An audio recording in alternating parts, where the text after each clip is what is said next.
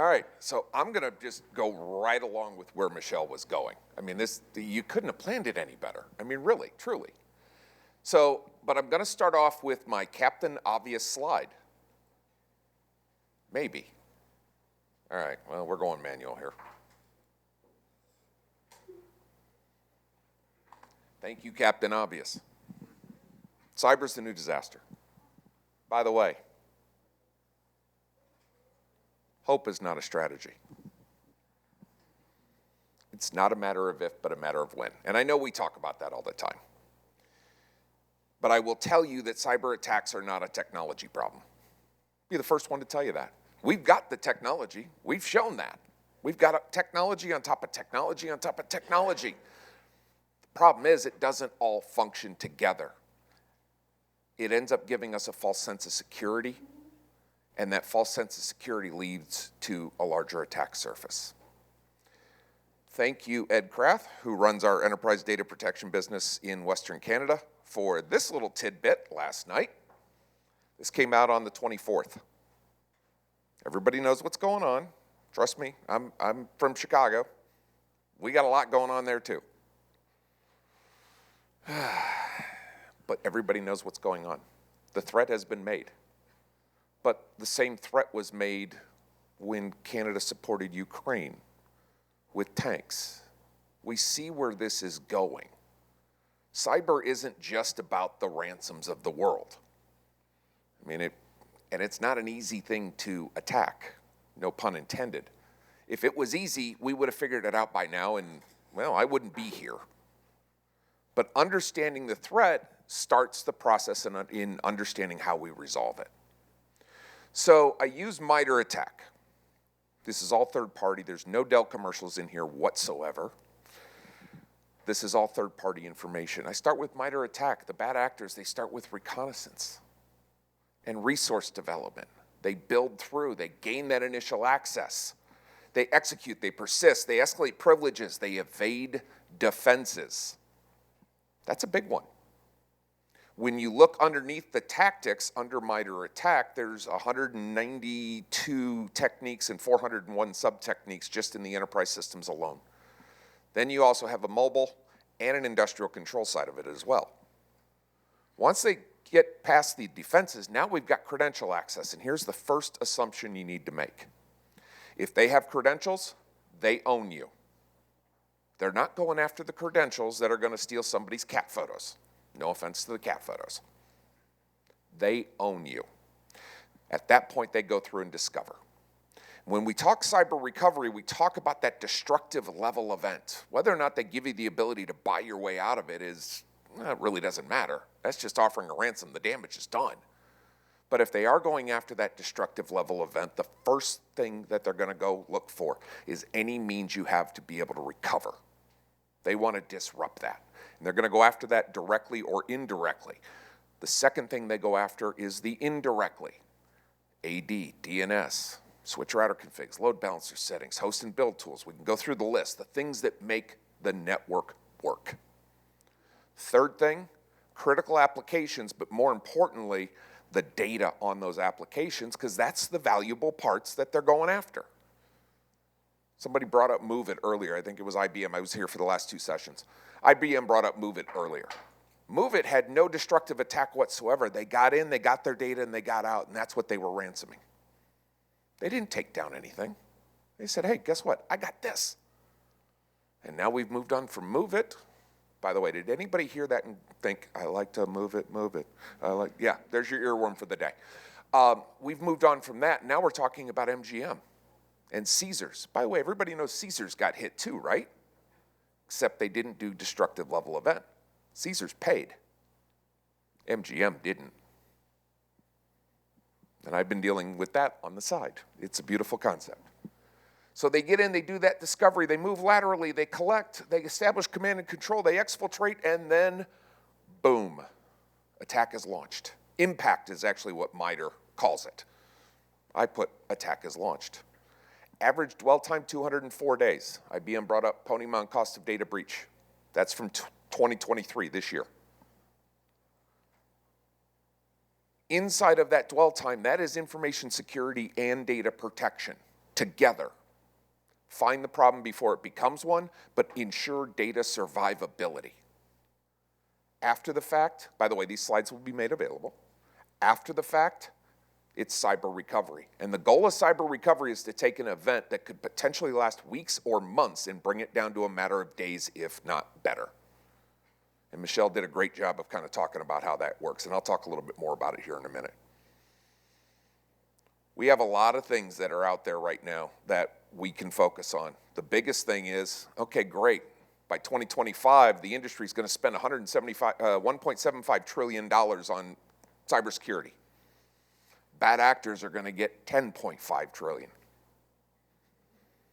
A little disparity there. You know, they're getting 10.5 for our 1.75 spent. We talked about the cost of a data breach. We talk about the fact that we need to translate cyber risk to operational costs. If you look at what's going on, obviously C26 is a big one. I'm in the States. We all work together at some level or another. Hey, at least you guys have a full-blown privacy policy. We're still working with a patchwork. At the end of the day, though, what comes out of CISA is quickly adopted, or at least modified and adopted, by Canadian authorities in a lot of instances. Look at what the Securities and Exchange Commission just did. They've now assigned risk responsibility to the board of directors. What does the board of directors care about? That's it.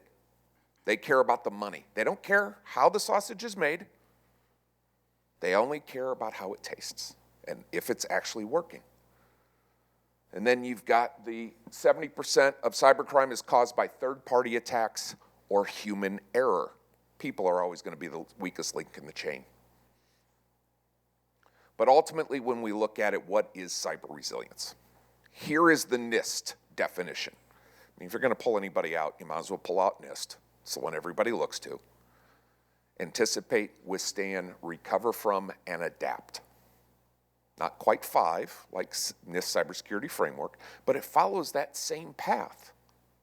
Identify, protect, detect, respond, recover, and by the way, there is a 6th metric coming out, and I'll get to it here in a little bit, govern, in NIST cybersecurity framework 2.0, which the draft is out and available for commentary.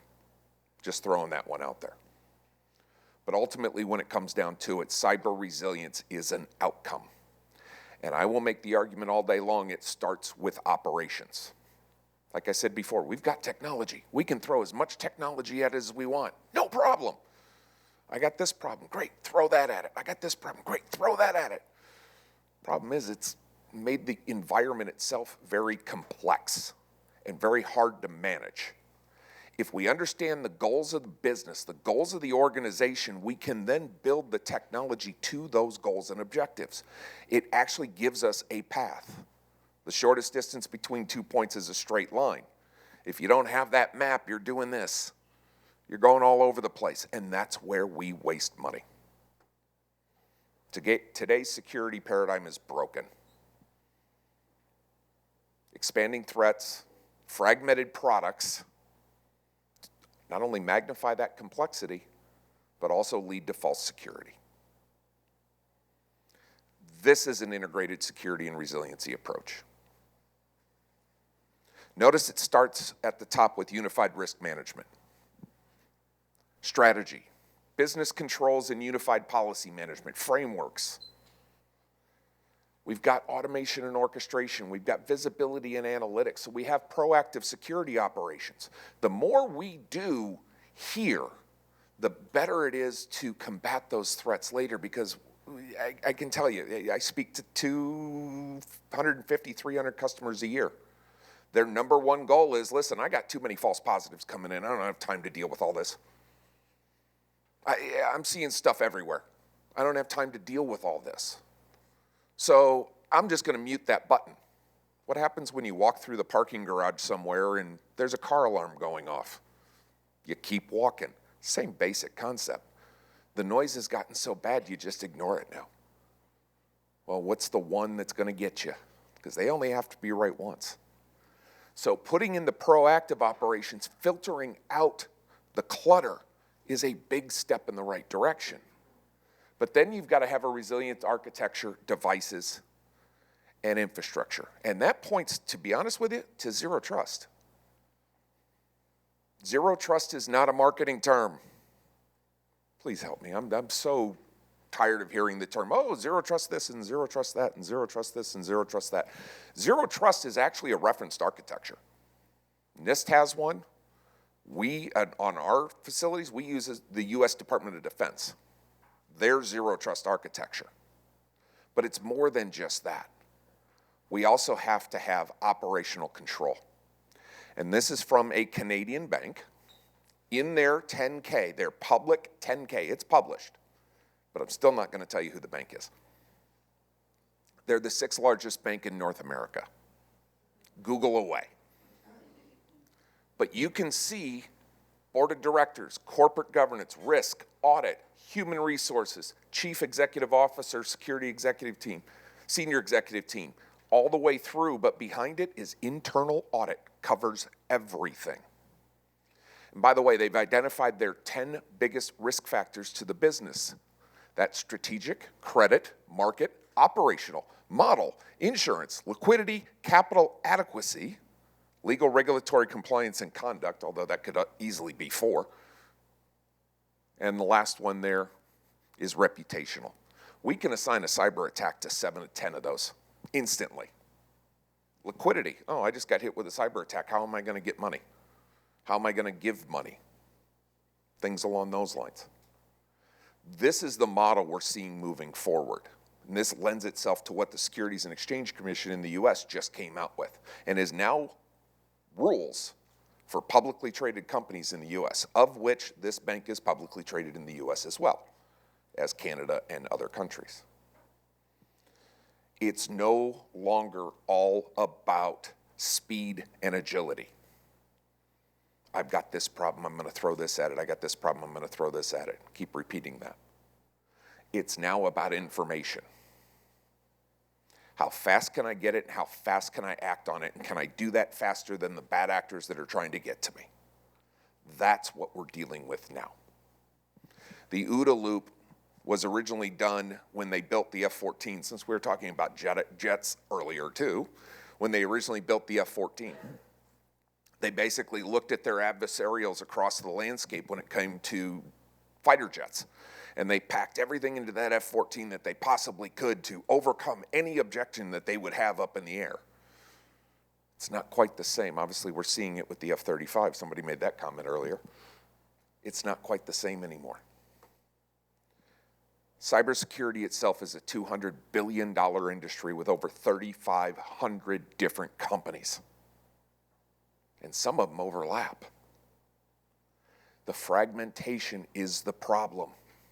We have so many choices, and Michelle did a great job of talking about, okay, our friends at Gartner did this, and ICS did this, and all these definitions of things that we look at all the time. And then you've got your vendors coming in, and hey, we at Dell are guilty just as much as anybody else, saying, hey, buy this widget and it'll do this. Buy this widget and it will do this. We're changing that thinking. Consolidating security vendors is where it's important. For starters, this is where we start. More vendors equal more complexity in today's threat landscape requires a new approach. You can no longer have silos within an organization. You got your on-prem teams, you got your cloud teams over here, you got your SaaS teams over here, you got your database teams over here, and everybody's kind of doing their own thing. And InfoSec isn't talking to anyone. We know that. That's usually what happens. But we go a little bit further than that, and we talk about the budgets that are wasted due to an overabundance of tools. This was an article out of Forbes magazine last August, so it's just about a year old now. 53% of those surveyed feel that they've wasted more than half of their cybersecurity budget. What's the number one concern for everybody in the room? I don't have the money. I don't have budget. I don't have resources. What if we could right-size this model and get you money, budget, and resources using monies that have already been allocated? 43% say their number one challenge in threat detection and remediation is too many tools. I'm being told to go left, right, backwards, forwards, jump up and down 12 times on one foot while barking like a dog or a big dog. If you can name the movie, it starts with zero trust, referenced architecture. This is the DoD's referenced architecture. There are others out there. This is the one that Dell is basing our stuff on.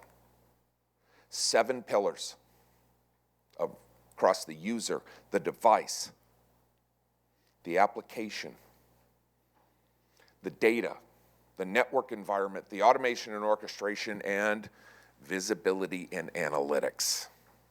7 pillars. Underneath those 7 pillars are 45 different controls, and I'm not going to go through all of them, but there's your 45 different capabilities underneath each one of those pillars. Correlating things together, taking actionable intelligence from different sources across the landscape and being able to make intelligent decisions about the health of your environment, finding that problem before it becomes one, or giving yourself a higher probability to do so. Proactive takes away from the reactive, makes the reactive much more easier to deal with. Another one that all the vendors love to talk about, immutability. Hey, lock down your data, create a worm. The other word I don't like is air gap, by the way. Create immutability, lock it down. Well, immutability does not necessarily mean it's invulnerable. And again, it's one of those generic terms, but it's the responsibility of you to understand what everybody means. And in fact, Gartner even agrees with me on this one. Immutability is used differently by different vendors.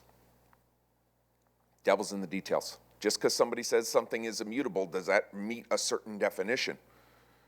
I was on the phone earlier today with a healthcare organization out of California. We need to meet our insurance requirements. Okay, what are your insurance requirements? Well, they require immutability for starters. Okay, what's their definition of immutability? I don't know. Well, how am I supposed to meet well, it's immutability. It's, where's your line in the sand what immutability is? Does my application sit on an ESXi host that the ESXi host can actually be taken out? Is it on a Windows box, a Linux box? Where are the other vulnerabilities that play a role in all of this? How immutable truly is it? Those are the questions that need to be asked. So we talked about information security. We talk about immutability from a data protection perspective, but I'm here to tell you, good enough is not good enough. I will tell customers all the time, plan for the worst, hope for the best. And whatever you think the worst is, take it 2 steps further. Because I'll tell you, I could probably take it 4 steps further based on the things that I know. I've seen it. They go in, they brick hardware. Well, how are you supposed to recover the hardware that's been bricked? Last time I checked, we had a little bit of a supply chain issue here over the last couple of years. How are you even supposed to get a new server? Better hope you got something somewhere, because otherwise you're not coming back. The average recovery and containment period of a cyber event is 73 days. The goal of cyber recovery is time. Bringing an event that could last weeks or months down to a matter of days, if not better. Data protection is great for data survivability. Information security is there to try to find the problem before it becomes one, but you've got to use that properly to give yourself the best chance. Ultimately, it takes an offline copy of data because now it becomes data availability. In fact, this is Price Waterhouse. They did an independent post-incident review. I would encourage everybody to read it. When you get the slide deck, the link is on the bottom. There's links on everything that I do. Offline backups, or backups that are verified as inaccessible to attackers with full control of production IT. Remember I said that they get credentials and they own your environment? There is the full control of production IT. Oh, I'm going to just VLAN my data protection off. Well, great. Trust me, they've already reconfigured 6 other VLANs. They'll get you that one too. Oh, I'm going to put a firewall in front of it. Life will be good. Well, guess what? They got past 4 other firewalls over here. They own the environment. Plan for the worst, hope for the best. all critical systems, data, and infrastructure, including core IT, the things that make the network work, the bare bones you need to put Humpty Dumpty back together again. Oh yeah, you also need your critical applications. What we call it minimum viable operations. What does it take to get back up and on your feet? And that decision is made by operations. And once operations makes that decision, you align the technology to the services that they need to have to establish minimum viable operations. And if the blast radius is bigger, guess what? You've done other things before to ensure you still have data availability. But the first thing you need to do is reestablish your connectivity.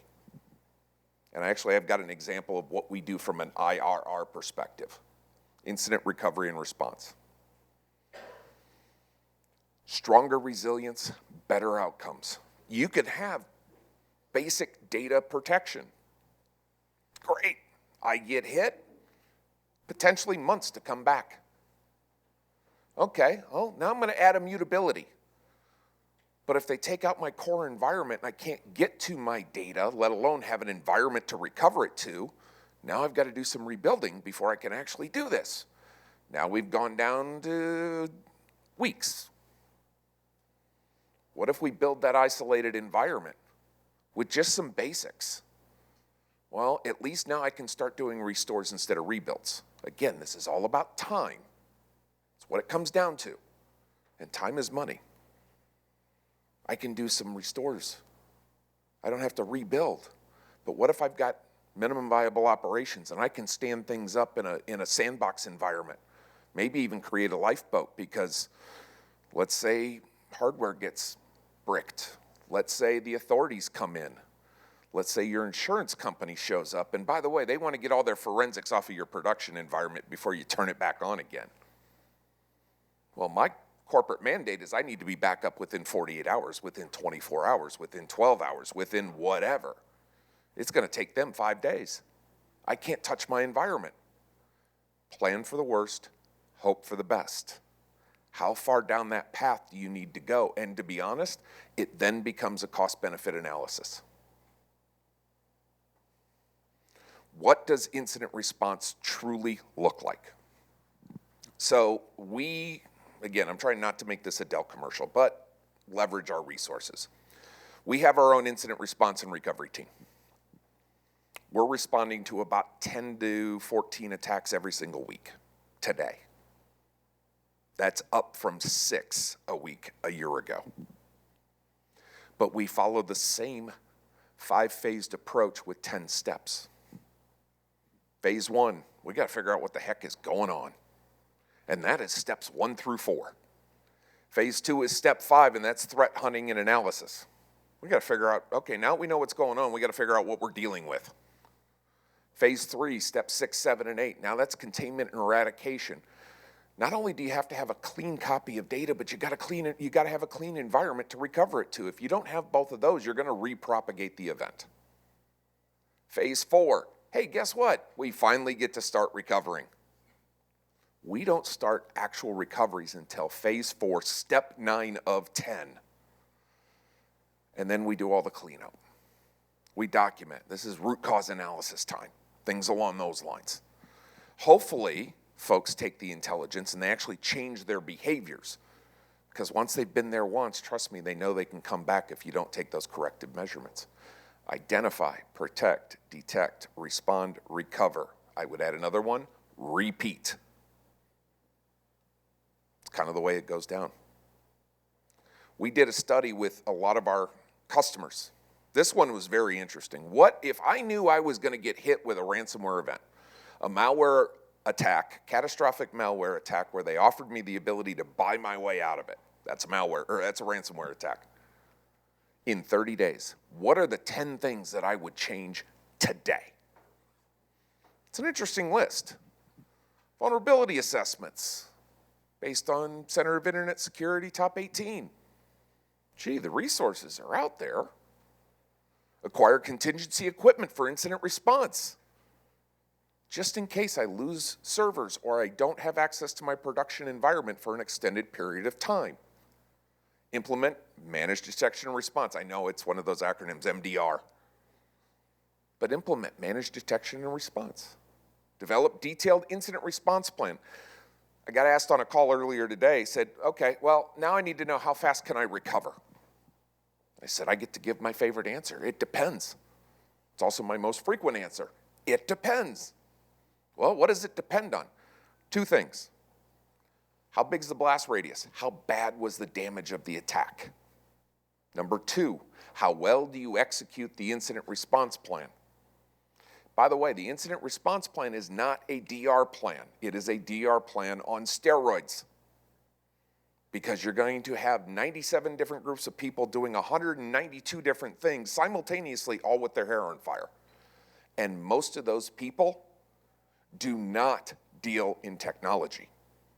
You're going to have risk and compliance. You're going to have legal. You're going to have C-suite. You're going to have PR. You're going to have HR. You're going to have a lot of people involved that all need to be doing other things while you're working on the environment itself. That is the incident response plan. There's several different resources that you can leverage. First one that I bring up, and please use whatever you would like, but use something. First one I bring up, it actually comes from our Cybersecurity and Infrastructure Security Agency, part of Department of Homeland Security in the US. Those are the folks that coordinate with Canadian, New Zealand, UK, Australia, you name it. They all talk. CPGs, cross-sector cybersecurity performance goals. Now keep in mind, every one of these that you're going to look at, not 100% of this applies to you. That's where you make the determinations when you go through it at an operational level. That operational level includes risk and compliance. It includes legal. Those are where those conversations happen. Not every single one of those applies to everybody. The one that I personally like, because it is more of a collaboration, you can see the sys controls V8 mappings, all the different things that they pull from over here on the right-hand side. Critical security controls. It's a roadmap. It's a guide. It's there to help so you don't have to take the blue pill and jump down the rabbit hole that I do on a daily basis. By the way, you notice I don't talk about individual attacks. I will tell you it's kind of worthless to talk about individual attacks because they're all different. I always say if Ford and GM, timely news, got hit simultaneously, you'd have two different outcomes because their information security is different, their data protection is different, and their cyber recovery strategies are different. You would get two completely different outcomes, even if it was the same group with the same software, two completely different outcomes. So just the fact that, okay, MGM, Caesars, we can talk about all of them. Obviously, I'm well aware of things that have happened a little bit closer to home. I was involved in those conversations. I would think I was the second phone call from Linda, give or take. Help! We can talk about these all day long, but what happened to them, you might already have mitigated, or maybe not. Ultimately, CIS control security, or critical security controls, a great reference point. And then, as I said before, 2.0 is out. The draft is out. We are now, we're a little bit farther than here, than the summer 23. We just moved to fall a couple of days ago. But there is that additional piece in the framework, govern. And govern, especially for publicly traded companies, is going to hit board level responsibility. We all saw what happened to Uber CISO, and the CISO from our friends at SolarWinds just got his subpoena. We're going to see it again. They're going to hold people responsible moving forward. There's actual teeth in it. So, how do I get started? First step, take what you got and reduce the risk. Don't add anything else. Please don't add anything else. Take what you got and reduce the risk. First and foremost, realign and consolidate security for better intelligence. On average, enterprises have 45 different security controls in place. You're getting information from 45 different places. How are you consolidating that to make intelligent decisions? It could just be as simple as that. Data protection best practices ensure data survivability. Yes, that includes immutability, understand what the vendor means, but it also includes protecting where that data lives and what it lives on. Those are important. Building an initial vault. Take your basics. You can put a sniffer out on the network. You've got the list of all your switches, your routers, all the things that you need to make a network work. Great. Let's make sure those configs are getting backed up and they're getting isolated. That way you got them just in case. And you already know what databases or ERPs or whatever else you might need to return back to operations. Let's get that data into that vault as well. Let's make that data available, because recovery begins with availability. And I encourage everybody, get an incident response and recovery retainer. I don't care who it's from. There's a lot of them out there. But at the end of the day, those are the folks that bring order to chaos, because they deal with this all the time. They know what to do. They know how to direct people. Worst case scenario, and this does direct from a relatively local attack, if you can't cut a PO, who's coming to help? They're not going to take an IOU on the back of a napkin. If you can't cut a PO, who's coming to help you? Well, if you've got somebody on retainer, at least you've got help. That's important. Next, develop the plan to restore operations. That starts with business impact analysis, operational based.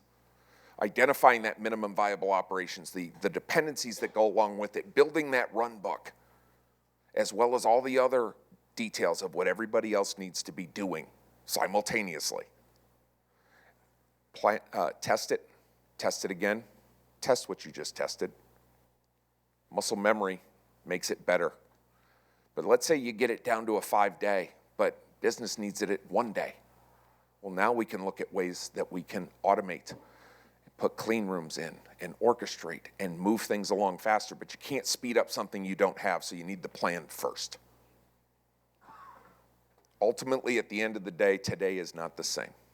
Michelle did a great job of putting that in the last session if you were here for it. She really did. I was beyond impressed. The threat landscape is challenging and is evolving. Even before that, with our friends at IBM, talking about AI, how it can be used for bad, how it can be used for good. The threat landscape is evolving and changing.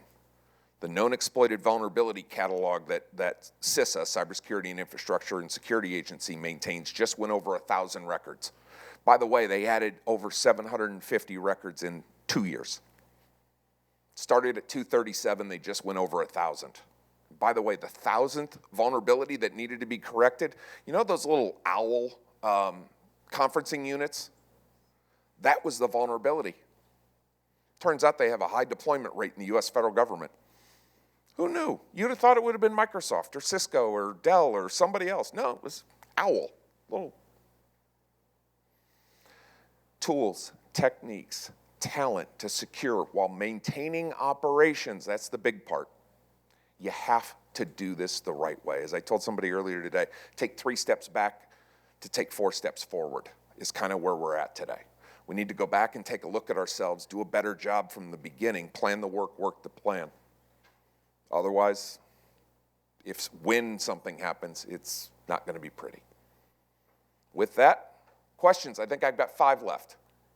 Yes, he was just getting ready to pull out the 5 on me. Anybody, questions, comments, concerns? How are the Oilers going to do this year? Go Hawks. Sorry, I had to do it. Yeah, you guys have McDavid. I've got Bedard. I noticed you didn't have cyber insurance on your slides.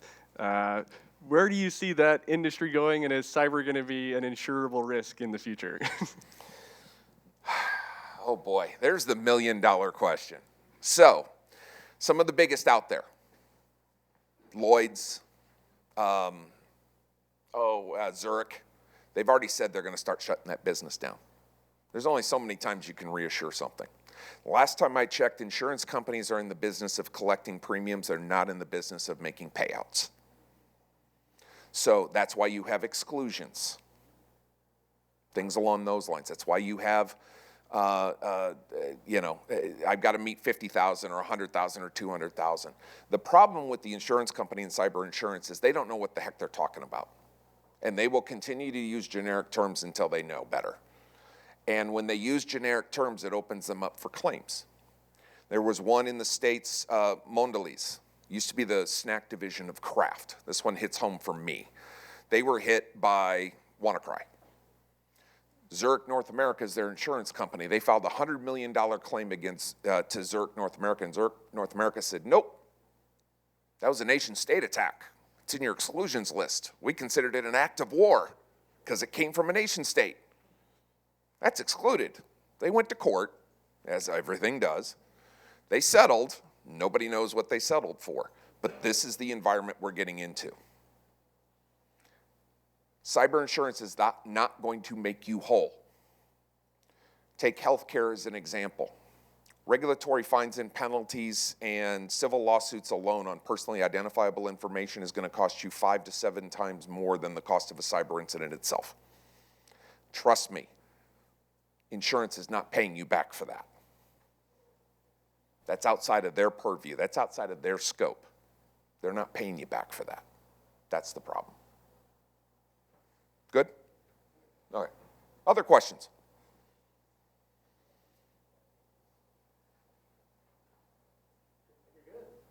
I will be here. I will be at the VIP session later tonight, but I will be running around here. We don't have a booth to promote or anything else along those lines. Thank you very much. I do appreciate the time and the opportunity.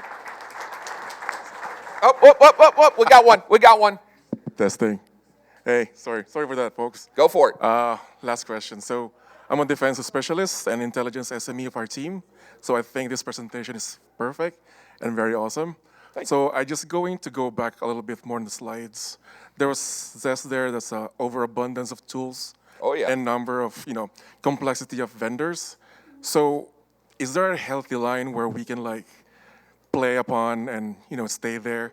Because I know when it comes to defense on depth, sometimes tool A won't be able to catch what tool B or tool C can. Yep. Right? So just your professional opinion on this. And so is there a hard and fast rule? No. There never is a hard and fast rule, and I went by that slide. I'll deal with that later. There is not a hard and fast rule. But what I would say is you look at the operational risk that the company is willing to absorb. That's the hard and fast rule. As long as you're maintaining that level of risk mitigation that they are willing to accept, that's your hard and fast rule. It could take 10 things. It could take 20 things. The other part of it is make sure you are gathering that information together to make better informed decisions. You can't keep taking the noise from everywhere and dealing with it. There's not the resources available. We know about the skills gap and everything else that goes along with it. So, thank you.